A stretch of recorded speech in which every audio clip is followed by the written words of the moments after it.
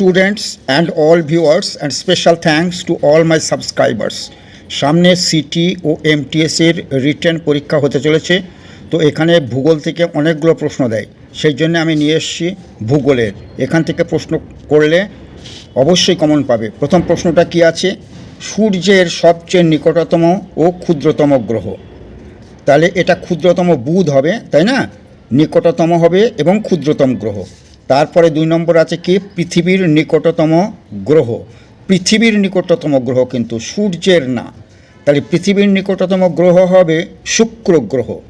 Next question, পৃথিবীর চারিদিকে চাঁদের ঘুরতে সময় লাগে কত, তাই না? পৃথিবীর চারিদিকে যখন চাঁদটা ঘুরে আসে তখন কত সময় লাগে? এই যে উত্তর আছে কত, 27 দিন, তাই না? তারপরে প্রশ্ন কি আছে, আয়তন অনুসারে পৃথিবীর সৌরজগতের কততম গ্রহ? আয়তন অনুযায়ী সবচেয়ে বড় গ্রহ তো আমরা বৃহস্পতি জানি, তো আয়তন অনুসারে পৃথিবী সৌরজগতের কততম গ্রহ, এই হচ্ছে ব্যাপার। তাহলে এটা 5ম গ্রহ। তারপরে প্রশ্নটা কি আছে, পৃথিবীর আকৃতি এই যদি এইগুলার মতো দেওয়া থাকে তাহলে বলতে হবে অভিগত গোলাকার। আর অ্যাকচুয়ালি কিন্তু পৃথিবীর আকৃতি জিওড, মানে পৃথিবীর আকৃতি কারোর সঙ্গে তুলনা করা যায় না। পৃথিবীর আকৃতি পৃথিবীরই মতো, কিন্তু অপশনে যদি থাকে অভিগত গোলাকার, তাহলে জিওড যদি না থাকে তাহলে অভিগত গোলাকারই উত্তর হবে। পরের প্রশ্ন আছে পৃথিবীর নিরক্ষীয় ব্যাস। এই যে নিরক্ষীয় ব্যাস, এগুলো কিন্তু মনে রাখবে, 12,756 কিলোমিটার, ঠিক আছে? তারপরের প্রশ্ন কি আছে, পৃথিবীর নিরক্ষীয় ব্যাস ও মেরু ব্যাসের পার্থক্য কী? নিরক্ষীয় ব্যাস আছে একটা, মেরু ব্যাস আছে একটা, তার পার্থক্যটা কিন্তু প্রায় পরীক্ষাতেই দেয়। এই যে 43 কিলোমিটার, কত হবে? 43 কিলোমিটার। তারপরের প্রশ্ন, নীল গ্রহ বলা হয় কাকে? পৃথিবীকে, মঙ্গলকে, বুধকে না শনিকে? অবশ্যই পৃথিবীকে নীল গ্রহ বলা হয়। তারপরের প্রশ্ন কি আছে, সৌরজগতের বৃহত্তম গ্রহ হলো, এটা আগেই বলেছি, বৃহস্পতি হচ্ছে সর্ববৃহৎ গ্রহ বা বৃহত্তম গ্রহ সৌরজগতের। তারপরের প্রশ্ন হচ্ছে সূর্যের একেবারে উপরের দিকে তাপমাত্রা কত? 5,800 ডিগ্রি সেন্টিগ্রেড, কিন্তু ফারেনহাইট না, মনে রাখবে। তারপরের প্রশ্ন হচ্ছে কি, পৃথিবী থেকে সূর্যের গড় দূরত্ব কত? গড় দূরত্ব হচ্ছে 16 কোটি কিলোমিটার। 16 কোটি কিলোমিটার। টাইটান যার উপগ্রহ, টাইটান তাহলে কোন গ্রহের উপগ্রহ? টাইটান হচ্ছে শনি গ্রহের উপগ্রহ। তারপরে প্রশ্ন কি আছে, উপকূলের দিকে আগত জাহাজের যে অংশ আগে দেখা যাবে তা হলো কি? মাস্তুল, ছাদ, তলদেশ না কোনোটি নয়? উত্তর হবে মাস্তুল। তারপরের প্রশ্ন কি আছে দেখা যাক এখানে। তারপরে প্রশ্ন আছে এই যে এরাটোস্থেনিস ছিলেন একজন দার্শনিক, তাহলে কোথাকার? এটা কিন্তু গ্রিক দার্শনিক। সবগুলাই কিন্তু ইম্পর্ট্যান্ট, মনে রাখবে। 9-10 স্ট্যান্ডার্ড ভূগোল থেকে অনেক প্রশ্ন দেয়, তো সিটি এমটিএসে আশা করা যায় 4-5টা প্রশ্ন থাকবেই অন্তত। তাহলে পৃথিবীর মেরু ব্যাস কত? এই যে মেরু ব্যাসের কথা এখানে বলেছে আবার 12,714, তাই না?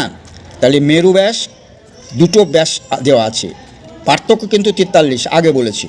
তারপর জিওড তলের ভিত্তি হলো কি? জিওড যে তল, হ্যাঁ, তার ভিত্তি অবশ্যই সমুদ্রপৃষ্ঠ থেকে তল সব তুলনা করা হয়। তারপরে প্রশ্ন কি আছে, তারপরে প্রশ্ন আছে সর্বপ্রথম পৃথিবীর যে গোলীয় আকৃতির কথা বলেন কে? এটা কিন্তু অ্যারিস্টটল না, এটা দেখা গেছে পিথাগোরাস। কি উত্তর হবে? পিথাগোরাস। তারপর জিপিএস, এই যে জিপিএস আছে না, জিপিএসের কার্যকরী উপগ্রহ সংখ্যা কত?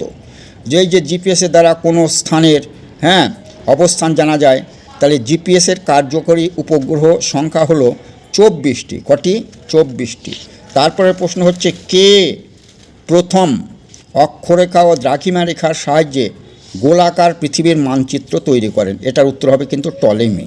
তারপর হচ্ছে কি, যে শক্তির প্রভাবে পৃথিবীর আকৃতি অভিগত গোলকের মতো তা হলো অবশ্যই কেন্দ্রাতিক শক্তি, কেন্দ্রাতিক বল এটা বলা হয়। তারপর প্লুটো যে বামন গ্রহ, প্লুটোকে আগে তো গ্রহের মধ্যে ছিল না, 9টা গ্রহ, এখন তো 8টা গ্রহ, তাহলে প্লুটো বামন গ্রহ হিসাবে পরিচিত পায় কত সালে? 2006 সালে। আগে কিন্তু গ্রহের তালিকার মধ্যে ছিল। তারপরের প্রশ্ন কি আছে, এই যে বেডফোর্ড খালের পরীক্ষা করেন কে? এটা হবে ওয়ালেস। তারপরের প্রশ্নটা আছে কি, দেখা যাক, একটু অস্পষ্ট হচ্ছে তাই না? দেখা যাক তারপরে কি আছে।